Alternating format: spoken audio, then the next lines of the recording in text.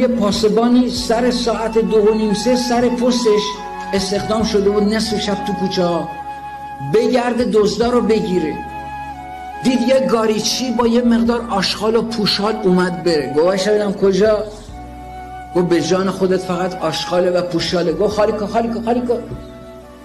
خالی کرد، هر چه توی این پوشال و آشغال گشت دید چی نیست. بهش گفت برو، ولی سر مشت میگیرم.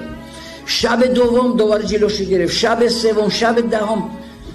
گفت بالاخره مچتو میگیرم. میذاش 1-2 هفته آزاد بره، دوباره بشه وایسا. فهمیدم.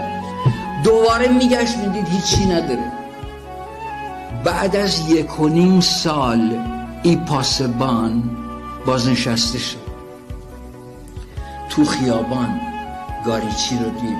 بهش گفت تو رو به روی پدرت، چی تو این گاریت بود؟